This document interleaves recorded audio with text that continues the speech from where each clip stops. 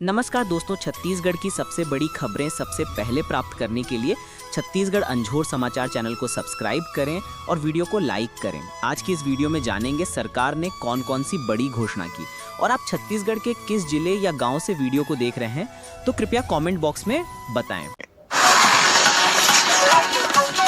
समर्थन मूल्य पर धान खरीदी, दुर्ग कलेक्टर ने दिए तैयारियों को पूरा करने के निर्देश। राज्य सरकार ने इस बार किसानों को समय पर भुगतान सुनिश्चित करने की तैयारियां शुरू कर दी हैं। खरीफ विपणन सत्र 2025-26 के तहत धान खरीदी की शुरुआत 15 नवंबर से हो जाएगी। विष्णुदेव साय सरकार ने इस बार किसानों को समय पर भुगतान और सुचारू व्यवस्था सुनिश्चित करने की तैयारियों को अमली जामा पहनाना शुरू कर दिया है। दुर्ग में भी कलेक्टर ने धान खरीदी की तैयारियों को लेकर जरूरी दिशा निर्देश दिए हैं। खरीफ विपणन सत्र 2025-26 दुर्ग जिले में इस बार 6,13,000 मीट्रिक टन धान खरीदी किए जाने की संभावना जताई गई है। शासन द्वारा खरीफ विपणन वर्ष 2025-26 में धान खरीदी के लिए तैयारियों पर काम करना शुरू कर दिया है। धान खरीदी के लिए शासन की ओर से दिए गए सभी दिशा निर्देशों का पालन किया जा रहा है। 6,13,000 मीट्रिक टन खरीदी की संभावना। किसानों का नया पंजीयन, पंजीकृत फसल और रकबे में संशोधन की कार्रवाई की अंतिम तिथि 31 अक्टूबर 2025 तक पूरी की जाएगी।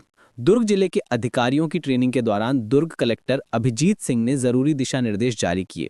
कलेक्टर ने धान उपार्जन केंद्रों में धान की बिक्री करने के लिए पहुंचने वाले किसानों के लिए जरूरी सुविधाएं सुनिश्चित करने के निर्देश भी दिए। 9 नवंबर से टोकन कटने शुरू हो जाएंगे। सभी अधिकारियों और कर्मचारियों को इसके लिए ट्रेनिंग दी गई है। अवैध धान की खरीदी नहीं हो, इसकी व्यवस्था की गई है। इस बार 21 नए धान खरीदी केंद्र बनाए गए हैं। इस बार एग्री स्टैक व्यवस्था लागू की गई है। हमारी कोशिश है कि इस व्यवस्था से कोई किसान छूटे नहीं। किसानों के लिए पीसी सैप एक नया ऐप लाया गया है। इस ऐप के जरिए समितियों की ग्रेडिंग की जाएगी। अभिषेक सिंह, कलेक्टर, दुर्ग। किसानों पर पड़ी मौसम की मार, साल भर की मेहनत गई पानी में। सबसे ज्यादा नुकसान धान लगाने वाले किसानों को हुआ है। खेतों में खड़ी फसल पानी में डूब गई है। मनेन्द्रगढ़, चिरमिरी, भरतपुर बेमौसम बारिश ने किसानों की मुसीबतें बढ़ा दी हैं। एमसीबी में हुई भारी बारिश ने खेतों में काट कर रखे गए धान की फसल को खराब करने का डर किसानों को सता रहा है। ग्रामीणों का कहना है कि अगर जल्द ही बारिश बंद नहीं हुई तो उनकी पूरी फसल बर्बाद हो जाएगी। मनेन्द्रगढ़, चिरमिरी, भरतपुर जिले के कई गांवों में बेमौसम बारिश ने धान की फसल को भारी नुकसान पहुंचाया है। धान की फसल को पहुंचा नुकसान, खेतों में पानी भरने से कटाई मुश्किल हो गई है और फसल सड़ने का डर किसानों को है। किसानों का कहना है कि अगर जल्द ही बारिश बंद नहीं हुई तो उनकी पूरी फसल बर्बाद हो जाएगी।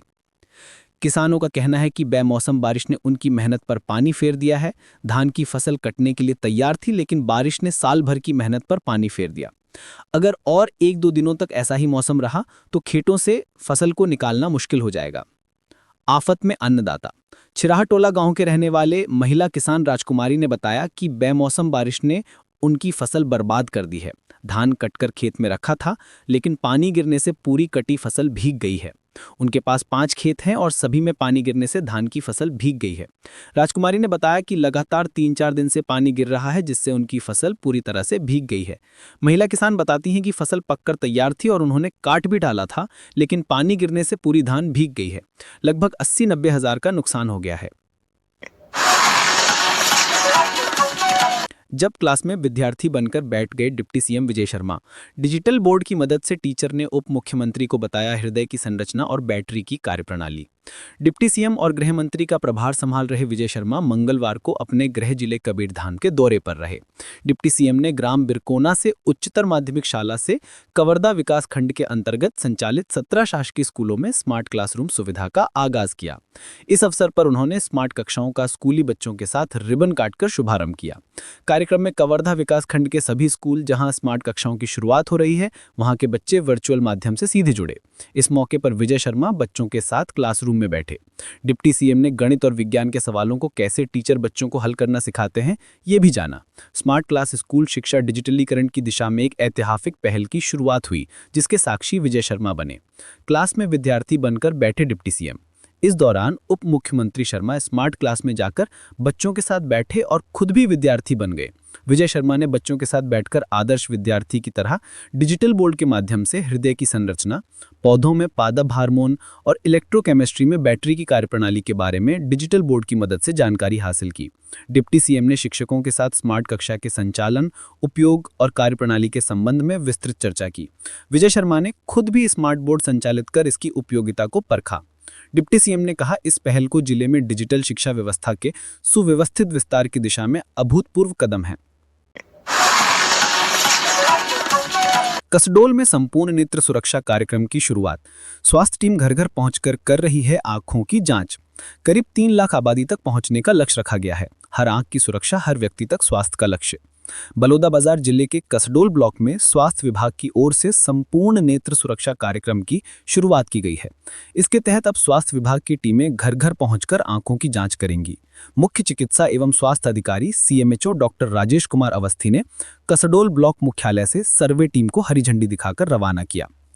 सीएमएचओ डॉक्टर राजेश कुमार अवस्थी ने बताया कि यह कार्यक्रम ग्रामीण क्षेत्र में नेत्र रोगों की रोकथाम और शुरुआती पहचान के लिए चलाया जा रहा है। हमारे जिले में अब तक 4 विकास खंड में यह कार्यक्रम सफलतापूर्वक पूरा किया जा चुका है। इस वर्ष अंतिम चरण में कसडोल को चुना गया है। यहाँ लगभग 2,85,000 जनसंख्या है, जिसे पूरी तरह कवर करने का लक्ष्य रखा गया है। स्वास्थ्य विभाग की टीमें अगले 2 महीनों में हर घर तक पहुंचेंगी। ग्रामीणों के नेत्र स्वास्थ्य की जांच की जाएगी और किसी व्यक्ति में दृष्टि दोष या अन्य नेत्र रोग के लक्षण पाए जाते हैं तो उसकी पहचान कर आगे की चिकित्सा व्यवस्था सुनिश्चित की जाएगी। Doctor Rajesh Kumar, CMHO. छत्तीसगढ़ राज्योत्सव पर 3.15 लाख लोगों को मिलेगा नए आशियाने का गुभार। हर घर उजाला, हर घर सम्मान। छत्तीसगढ़ में इस बार का राज्योत्सव यादगार होने वाला है।